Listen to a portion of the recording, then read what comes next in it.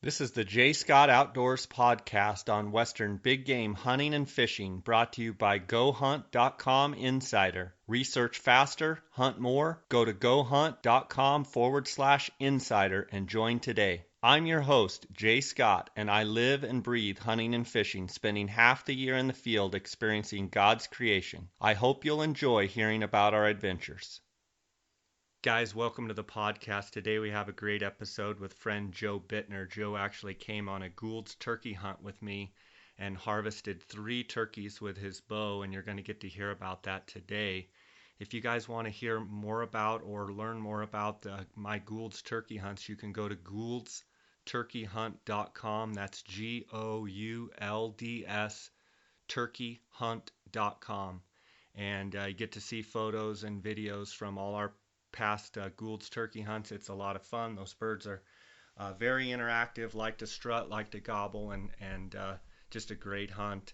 I want to thank you guys for listening. I want to thank you for your support and all the positive comments on iTunes and the 5-star ratings. If you haven't gone on iTunes and had a chance to give me your comments and 5-star ratings, I encourage you to do so. Also, I encourage you to subscribe on iTunes. There's a little bit of a delay from when I load an episode on Podbean. It takes you sometimes 6 to 12 hours. And if you subscribe on iTunes, as soon as I download it in Podbean, it automatically comes to your device. If you guys have any questions or comments, you can email me at jscottoutdoors@gmail.com. You can follow along on our social media at Instagram, at J. Scott Outdoors, and my associate Dar Colburn at Dar Colburn. We have a Facebook page, J. Scott Outdoors, a YouTube channel, J. Scott Outdoors, and of course our home website, which is jscottoutdoors.com. Just thank you guys for listening, and let's get right to the show. Welcome to the J. Scott Outdoors podcast. Today we have a special guest. We've got Joe Bittner. Joe is a good friend of mine from California, and the way that I originally met Joe was he contacted me about wanting to go on a Gould's turkey hunt, and he contacted me and he said, "This is Joe Bittner with DidYouTagOut.com," and said he wanted to go on a Gould's turkey hunt. Joe, how are you? I'm good, Jay. How are you today? Oh, I'm doing great. Seems like there isn't a day go by when, either on Facebook or something that you and I aren't corresponding, or I see some stuff that you're doing, and it reminds me of the great hunt that we had. And what's going on with you, Joe? Oh, I just working and trying to get this DidYouTagOut.com going, and got some new hats that are out and getting ready to put together some more game bags, and I've coming out with a gambrel that will have the logo and website in it, and having those powder coated. And awesome. Yeah, I think it's going to be a good little item for some friends and people who are looking for a gambrel to have. Awesome. Joe lives in Southern California, and but he really likes to hunt in California or in Arizona, and has a bunch of friends in Arizona as well. And it sounds like you just had a javelina hunt here recently, Joe. How did that go? Oh, that was good. I had put in for the draw for the ham hunt, and had actually bought a leftover javelina tag for the January season, and I was able to tag out on the January, and I used a compound then, and dedicated my ham hunt to just using my longbow, and that turned out to be a good hunt and was successful. Awesome. That's great. I know when you contacted me about a Gould's hunt, this would have been in 2013. The hunt was scheduled for May of 2013.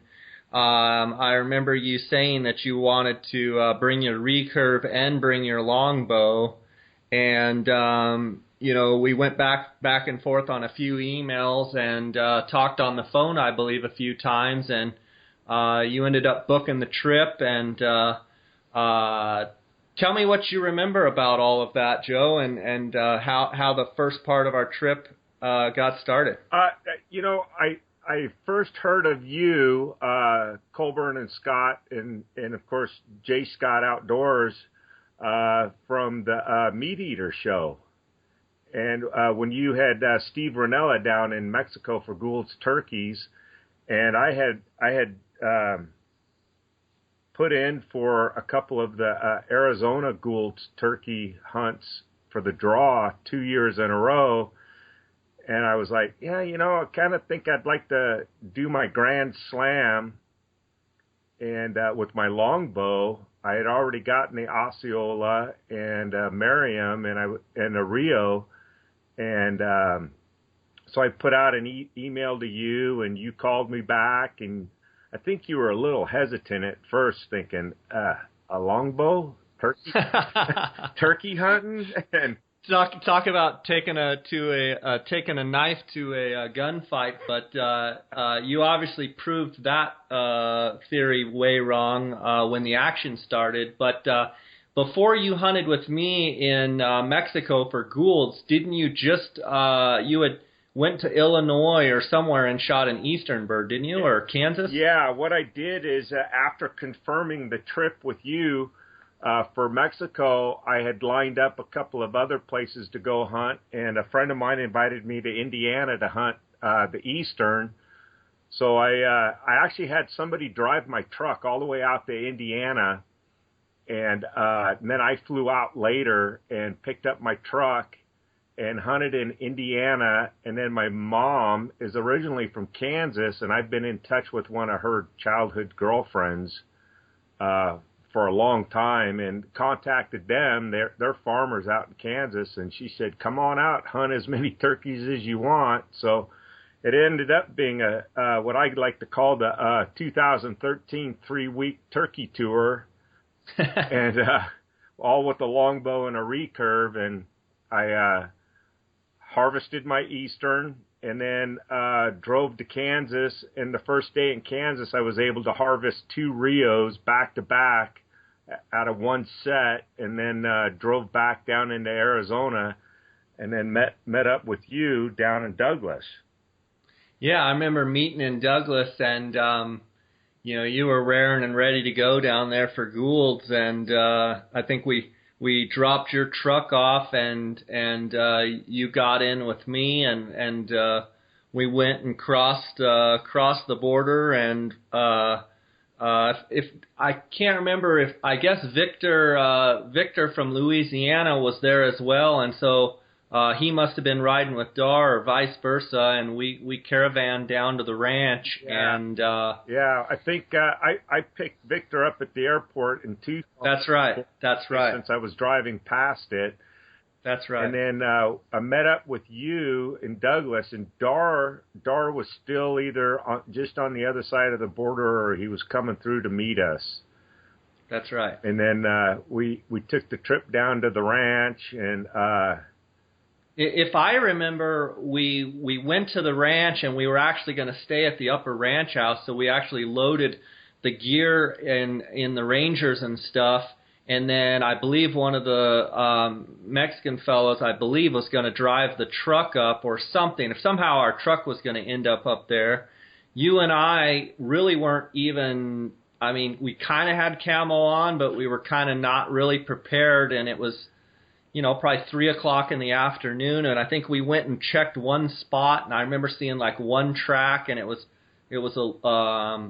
just kind of a random spot and didn't see a lot of signs, so we were headed to our original place. And I think if I remember right, we stopped, and I just said, well, let's just stop here on the way to the house. And boy, a bird hammered right away, and it was a mad dash scramble to get our stuff out. Yeah, I think it was kind of a mad dash scramble right from the get-go when we got to the ranch. I was wearing jeans and tennis shoes, and you said, come on, let's go, we're hunting. And I was like, what? I had to string up my longbow, I had to put broadheads on my arrows, and you're like, hurry up, let's go. And so I barely got the bare essentials to go. and we grabbed my double bull blind, and we hit the road, and we saw those tracks going across the road, and I think, but it wasn't even a 200-yard walk, and you hit the call, and you got a response, so we set up real fast. I can't remember if we actually had the blind already, or did we have to go back and get the blind, obviously because you were going to be trying to shoot it with the longbow.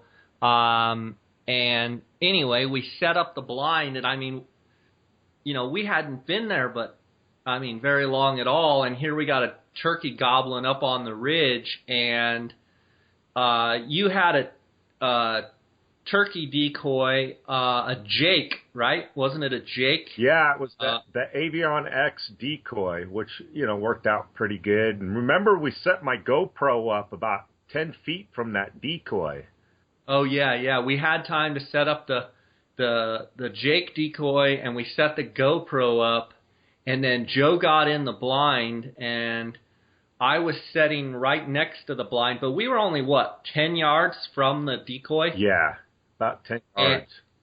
And we were kind of back in this little shade pocket, and the bird's gobbling up on the ridge, and I called to him a few times. I mean, and it was on, wasn't it, Joe? Oh God, it was on. But you know, that first turkey, he was in a hurry to come in, but he was kind of leery. Remember, he made that wide circle around the plants in that little prairie basin. Yeah. And he came all the way around and then into the decoy instead of coming straight into the decoy. Yeah, he did circle it. Seemed like he was kind of strutting off and on, and then he came right up to the decoy and just started beating the decoy up. And then I'll let you take it from here, because I think this is where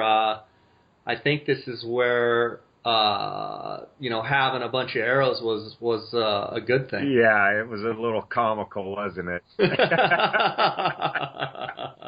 Yeah, as I recall, the blind was a little higher. It wasn't really on flat ground, and I let one arrow loose, and it went right over the turkey's back, and that kind of upset him a little bit. And I remember him starting to beat that decoy up a little more, and I thought, what the heck? So I knocked another arrow, and I let it fly, and I went. I think I went over his back again.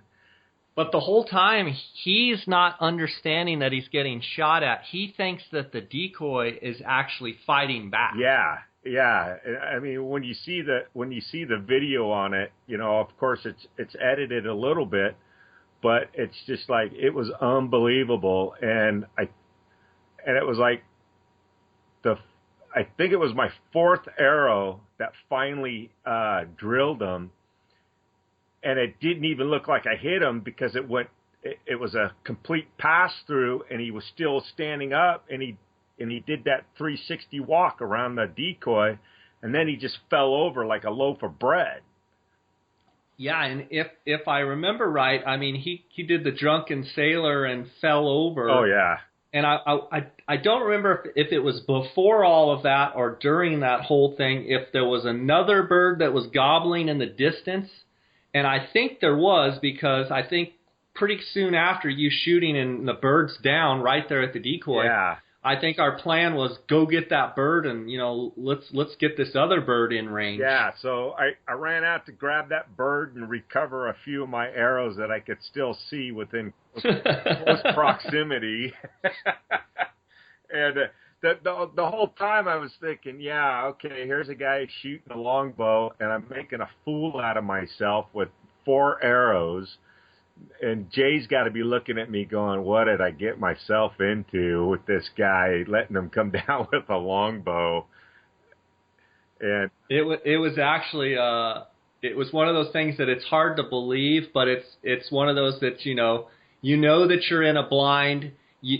I don't even remember if you had a stool or not. You're shooting through a little window, and quite honestly, you're probably shooting too close, because you know you're probably not used to shooting at 7 or 8 or 10 yards or whatever your shots were. Yeah. And I knew eventually we were probably going to connect there, and as long as the turkey wasn't spooked, I was just getting great video. I mean, it was phenomenal. Oh yeah.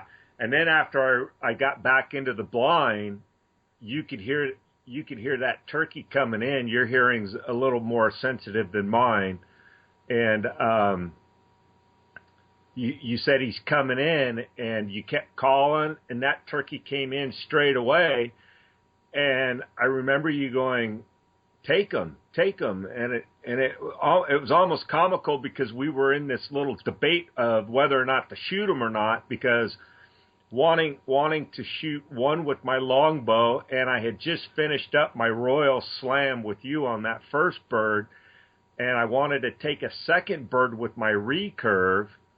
Yeah, which was in the Ranger, a couple hundred yards away, and I think the challenge for me was, here comes this another bird, and in the heat of the moment, I'm forgetting that you want to get, because you had two tags coming in that we had already agreed upon, right? And I'm not realizing that, hey, you don't want to shoot this second bird because you want to get your other one with your recurve, and so now this second bird is standing at the decoy, pretty much doing the same dance. Yep. And you and I are having a debate. I'm literally 2 yards from the blind, and I'm saying, well, you can shoot it. You can get another tag if you want. And I think that was the magic thing when I said you can get another tag because the Rancher has multiple tags. Right. And then it became, then our debate was on turkeys. Then it became, well, how much? Well, what is this? And we started negotiating while this turkey is, pummeling and circling the decoy. Right. And remember, we watched that turkey for a good 40 minutes while we were debating this. Yeah. As he's circling and totally bewildered by this Jake decoy, Joe and I are doing all of this and laughing and just having a ball. And then remember, he actually got on top of the decoy and broke the plastic stick. Yeah, you'll be able to hear. You guys will be able to hear that on the audio that I'm going to play on this podcast. You'll be able to actually hear the plastic stake going pop.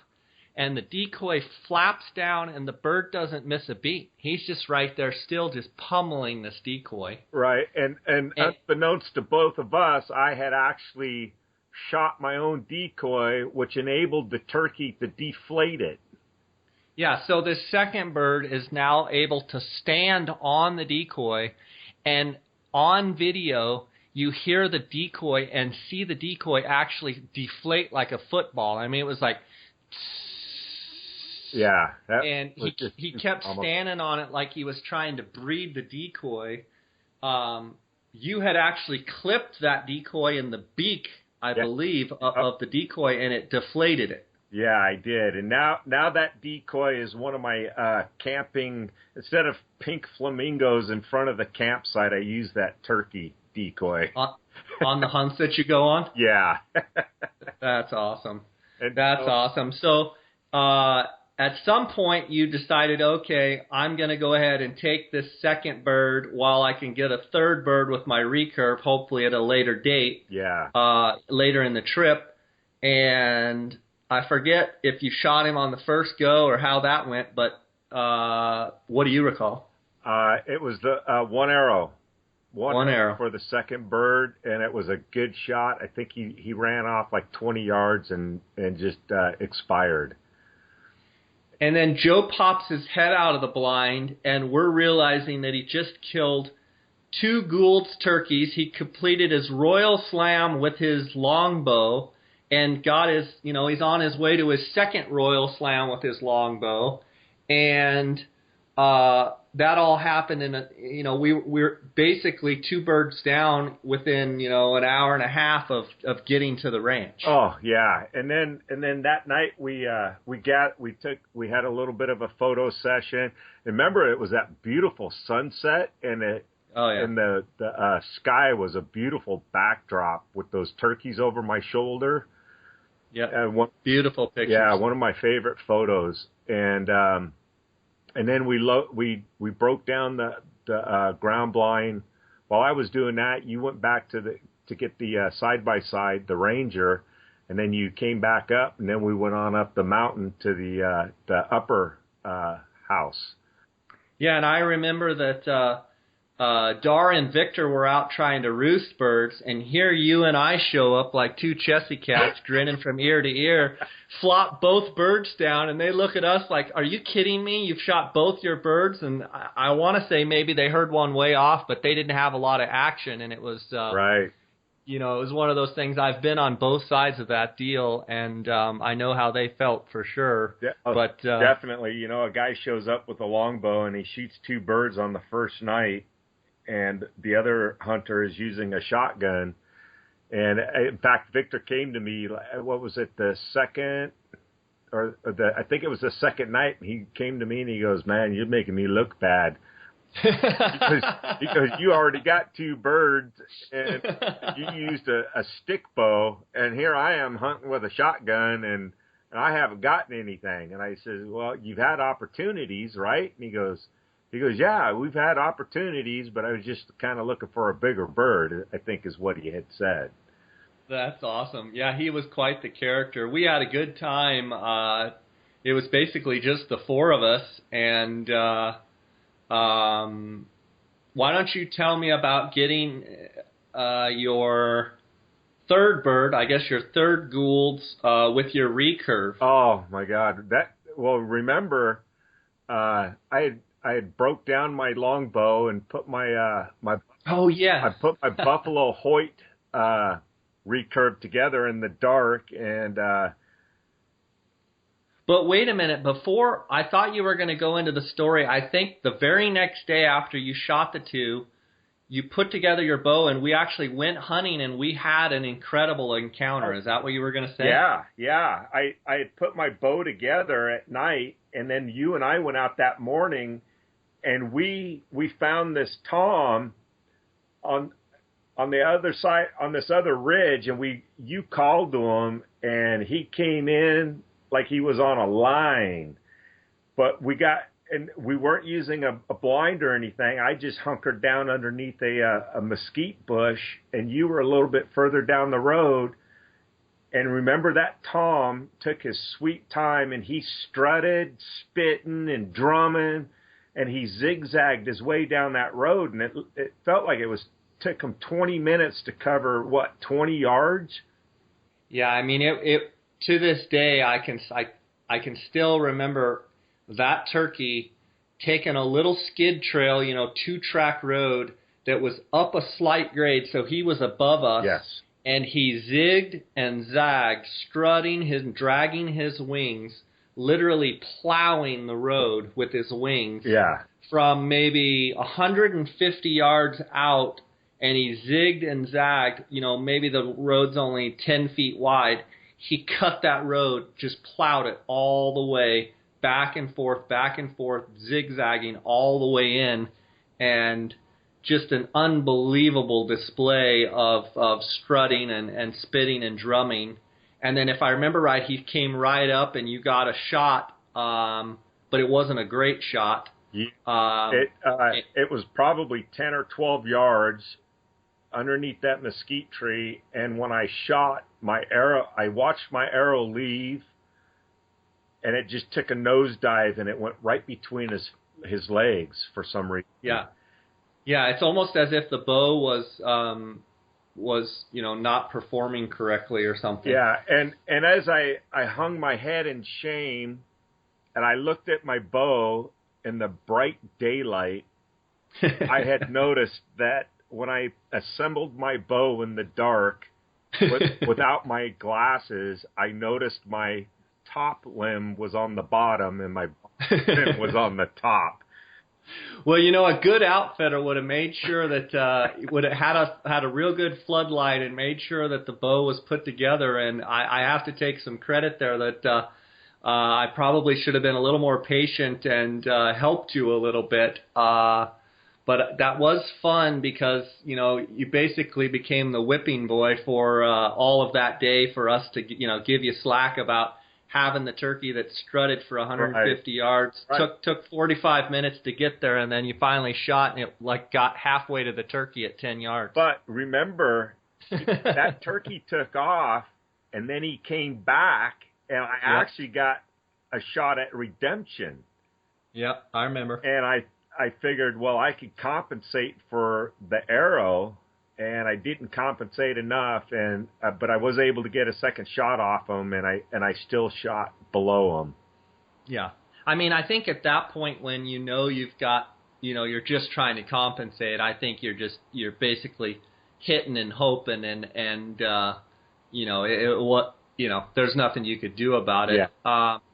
So if I remember right, you and I split up that night to try and roost. And I think I ended up hearing a turkey up in that direction where we went that morning when you got one with your recurve. Is that right? We did split up, and then when we got back together that evening over dinner, we kind of put together a game plan, and I think this was our third day.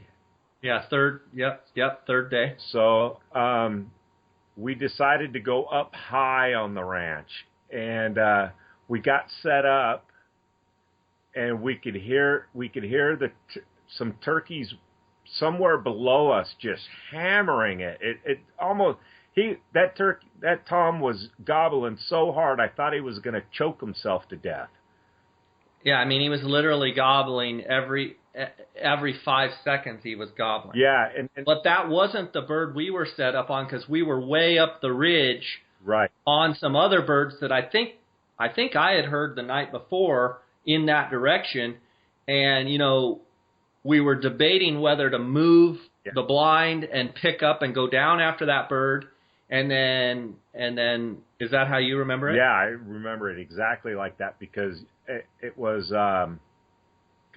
It was about 5:15 in the morning. It was getting light, like right at 5:20 or so, and it was like 5:15. You left the camera and you came up to the blind and you said, "Hey, do you want to go chase down that bird that is gobbling?" And I said, we know where he's at, and we know that there's another Tom up here. We're just not hearing him.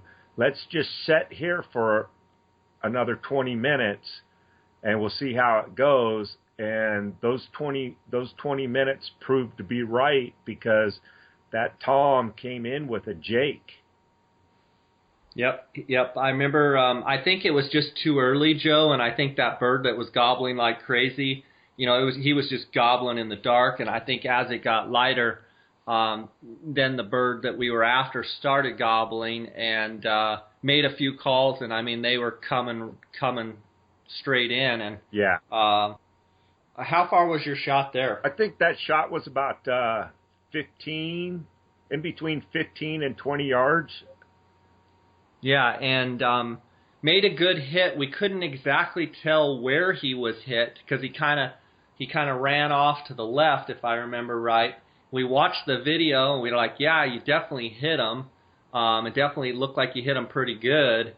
And then he ended up just following a little cattle trail down that ridge and kind of just followed it off in that bottom. And you and I kind of split up and we're just looking for blood. And I think you ended up spotting him and tracked him up. And there you had it. You had your bird with your recurve. Yeah, we did. We actually split up to see if he had gone back up the hill from where they had come from.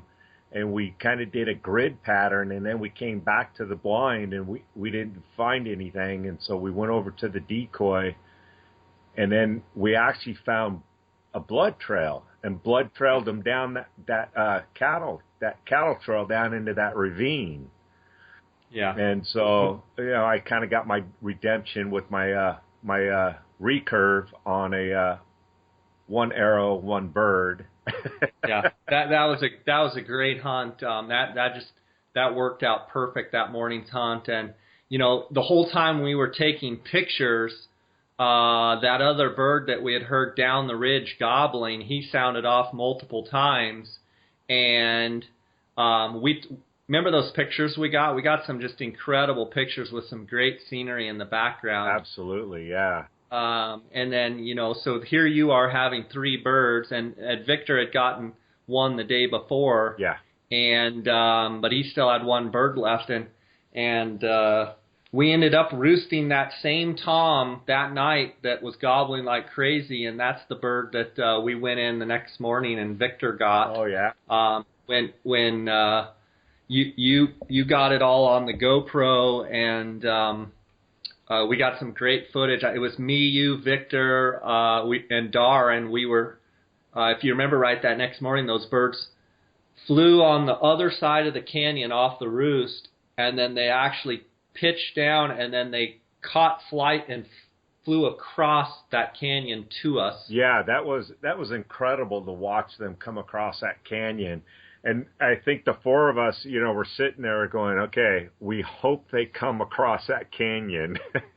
Yeah.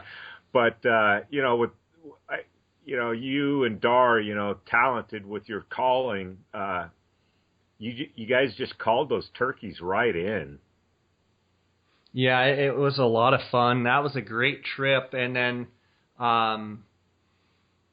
is anything else jump out at you as the trip, as, that you could share that, maybe the pictures or the video didn't capture anything that you thought? It's an experience. I think, for me, I was somewhat hesitant about going down into Mexico, but I knew that you and Dar, you have a history down there, and right at the beginning, I was a little hesitant and going, oh my gosh, what am I getting myself into, going down into Mexico, having to have a passport and everything. And then, going through customs and everything. You guys know what it takes. You've got it down. And you know the language down there. And after we got through and got on the road, it was like, wow, this is no big deal. If you know the proper procedures, it was very easy. And then just an incredible experience going down there and hunting the Gould's turkeys. And I relive those moments a lot, and I try to be humble about my experiences, but man, that's an experience that is just hard not to talk about sometimes. Yeah, it is. It like you said, I mean, it's way more than a turkey hunt. There's quite a bit of adventure to it. It's got a real adventure feel, and you ended up liking it so much. We became friends on that hunt, and you actually accompanied me in 2014. What were you with me? 7-10 days, something like that.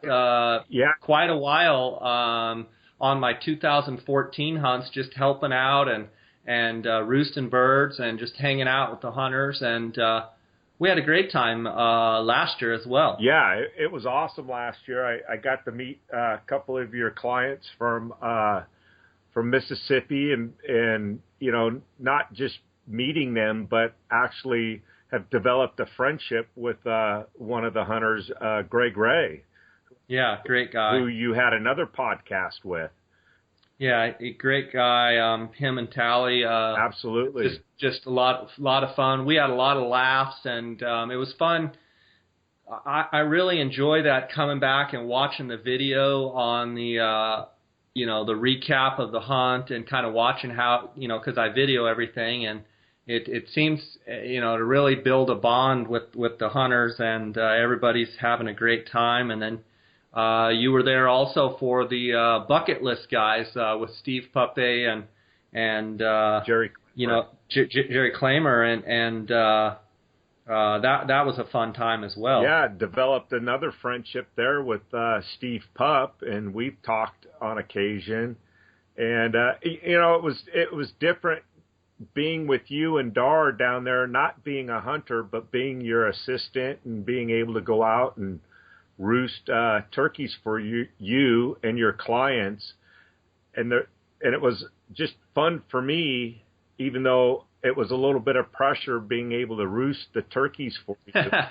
But there was no pressure on me as a hunter, so I was able to enjoy Sonora, Mexico, and enjoy your clients and make more friends.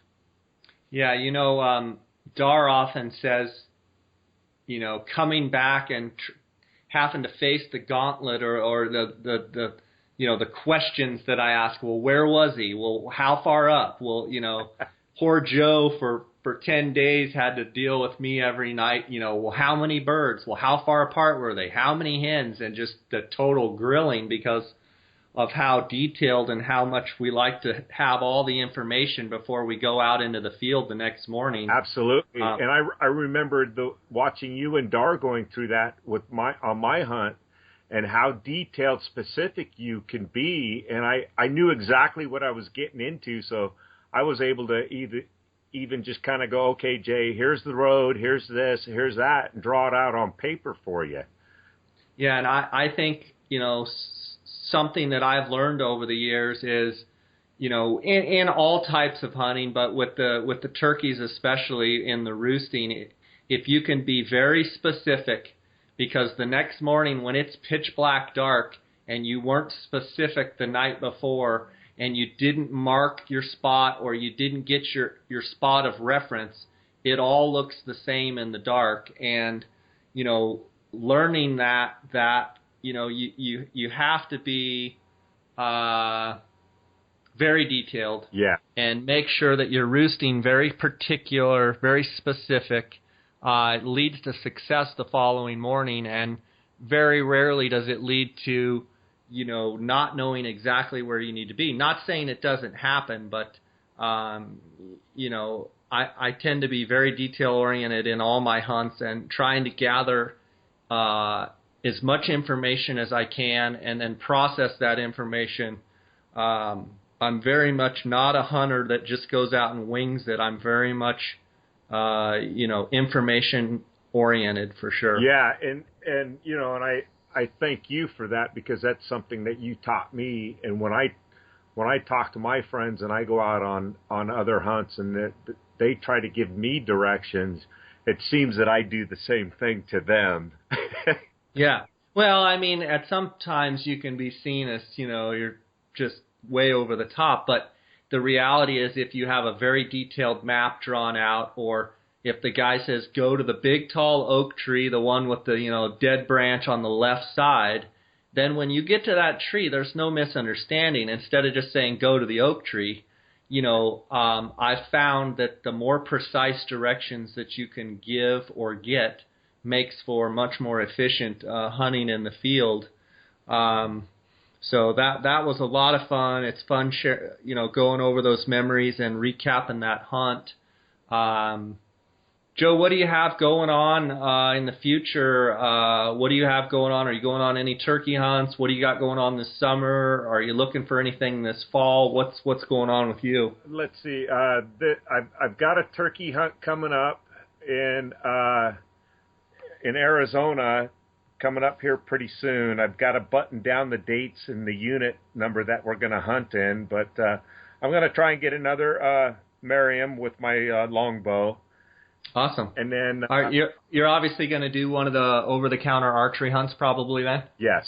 Yeah. Okay, good. And if I could do a shameless plug for some friends on Facebook, the Broadhead Brotherhood, they're having their Shoot for Hope on April 18th down at Ben Avery, and all the proceeds and the funds are going to the Cancer Society Fund, which is a really good cause. Absolutely. Where can my listeners find this now, Joe? Give it to me one more time. It's Shoot for Hope. I think they have their own Facebook page, but if you can't find that, then go to the Broadhead Brotherhood Facebook group. If you're not a member, ask to join. Send in a request to join, and somebody will get you in and add you to the group. And Joe, how can people get a hold of you as well on Facebook? What do you go under?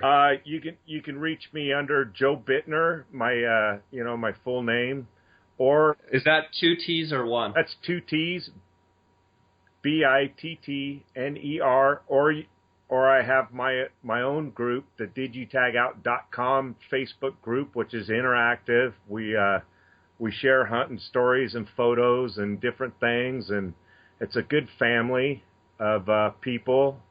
And spell that out for us, Joe. Okay, it's DidYouTagout.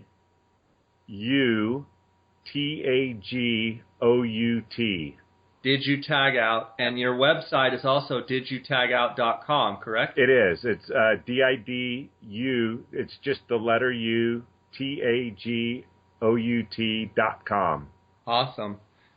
So you've got some over-the-counter turkey hunts in Arizona, and then did you apply for elk and antelope in Arizona? I did. I applied for elk. I put in for the muzzleloader. I did muzzleloader for my first 2 picks, and then archery for my next 3 picks. So we'll see what happens. Awesome. Unit 9. I don't know. Awesome. I don't know that I'll get it because I'm a non-resident. Yeah. Joe, if I could put you on the spot and ask you if you could go on any hunt with a past U.S. president, who would it be and what would you hunt? I'd have to say Theodore Roosevelt. Good old Teddy Roosevelt, and I would have to say buffalo. Buffalo. Ooh, cool. Right on. I think the reason I say that, and I've never been posed that question before, so that just kind of came out. That was the first thing I thought of, and I think it's because Theodore Roosevelt was a very prominent influence in saving a lot of our lands for public use. Absolutely. And he saw the need to preserve these lands for future citizens of the United States. And I think, what would it be to go step back in time and go on a hunt with Theodore Roosevelt? Yeah, that would be incredible. That's a great answer. That was a great question, Jay. Well, Joe, it's been awesome. And, one thing people don't know about you is when I met you, you were as clean shaven as the day is, maybe you had a small little beard. I did. I had a small goatee, and and now you have a Phil Robertson Duck Commander special. I do. And, some days I like it, and some days I look at it and I go, why? I remember last year when you came down for the turkey hunt, you were probably, it was full grown, but now you've had it for what, a couple years now? 2 years? Year and a half? I've had it for exactly 13 months. That's awesome. That's awesome. But you said you might trim it up. Yeah, I'm thinking about trimming it up, just to look a little more professional. Of course, I might catch a little bit of guff from some guys saying, "Oh, why'd you shave it?" And it's like, you're a sellout. Yeah, but I would just tell them that the beard gets caught in your bowstring. Since you like to shoot traditional archery so much, it's getting in the way. It's dangerous to shoot with a beard this long. Oh man, well Joe, it's been awesome catching up with you, and you're a great guy, and for my listeners out there, check Joe out at DidYouTagOut.com, and he's got a great group of guys on Facebook at DidYouTagOut.com, and just one of the great guys. And it's been a pleasure hunting with you. It's a pleasure calling you my friend, and I had fun today discussing the Gould's turkey hunt with you. Oh, it's been awesome, Jay. And I'll say one more thing about myself is, I was never brought up in a hunting environment, and a friend introduced me to the longbow in 2007, and I bought my first longbow, and I was never around hunting or archery or guns or anything, and being from Southern California, it was a different world for me, but I knew where my passions and everything always lied, and that was always out in the outdoors. And when I got that first longbow in my hand, I hit the ground running, and it's just, I'm driven driven by the hunting and the experience and the people I've met along the way. And it's just been a great adventure so far. I look forward to many years to come. Yeah, and I think that's a great lesson, actually. There's a couple lessons there, and one is, don't be afraid to introduce people to hunting and fishing, period. And then even people that are hunters, don't be afraid to introduce them. If you're a muzzleloader hunter, introduce a friend to muzzleloader hunting. If they're, a traditional archer, don't be afraid to introduce them to compound. If, vice versa. If there's always a great camaraderie in hunting, and you bring up a great point there, Joe, and I really appreciate you being on with us today, and I wish you the best and hope you get a turkey here this spring, and it was great catching up with you. Yeah, definitely good catching up with you, Jay, and thank you for inviting me onto your podcast show. It was great. Awesome, buddy. Well, until I see you next time, I'll catch you later, and take care, okay? Okay, you too, Jay. Thanks a lot. All right, buddy. All right, bye. bye. Thanks for listening to the J. Scott Outdoors Western Big Game Hunting and Fishing Podcast, brought to you by GoHunt.com Insider. Research faster, hunt more. Go to GoHunt.com/insider and join today.